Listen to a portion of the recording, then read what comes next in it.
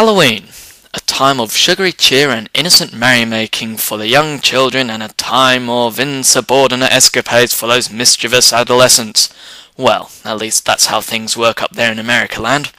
Down here in Australia, Halloween is a somewhat different experience. Hello there, this is Greg with the very first episode of This and That. Before I continue, it's probably worth informing all you fine upstanding internet dwellers who somehow stumbled upon this video by no means of your own of how this and that works. In short, I sit down in my nice squeaky office chair and think about things that may or may not interest the general population and rant about them in a charming and whimsical manner. Well, that is what I am trying to accomplish anyway. Back to our topic, Halloween in Australia. Oh, before I cause any confusion or exasperating befuddlement, let it be known that I am in fact a Pom among the Ockers. Naturally, I should have picked up an Australian accent after spending more than half my life in this unforgiving land, but alas, my English accent has stuck to me for reasons unknown. Right, enough of my pretentious humdrum. Halloween in Australia. There are many reasons to why the holiday simply doesn't click with us here. It is my belief that the most contributory predicament is that the atmosphere is all wrong. When you picture Halloween, you picture a dark and chilly autumn night with leaves crunching under your feet as you roam the eerie streets on your quest for sugar-coated confectionaries and mischief. Just makes you tingle inside, doesn't it? Well, you see, in Australia, everything is the wrong way around.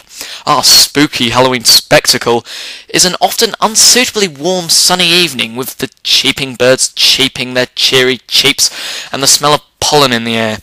In fact, Easter is probably more scary than Halloween as far as the scenery goes. You see, it's all muddled up. Don't get me started on Christmas. Our second problem. It's not advertised. Oh sure, we get a cute and cuddly little graphic of a vampire on a chocolate box, but who's taking any notice? In Australia, Halloween decorations are only set up by obnoxious parents trying to impress their over-entitled children about the almost non-existent festivity, and Americans who have for whatever reason decided to settle down in Australia and are not yet familiar with how things work. Now, there are many more reasons as to why Halloween doesn't work here, but they all branch off the two broad topics I've already covered. Pumpkins are out of season, broad daylight doesn't provide the same excitement as skulking around in a white bedsheet, it's too warm to be bothered sweating things out under a big slimy latex mask, etc.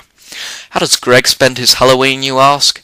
He sits around doing the usual stuff, handing out lemon throat soothers to the little sods who are out accumulating a rather pathetic bounty of Australian goodies, and hosing down teenagers whose idea of a costume worthy of my precious Strepsils is a rabbit ear headband accompanied by normal casual clothes.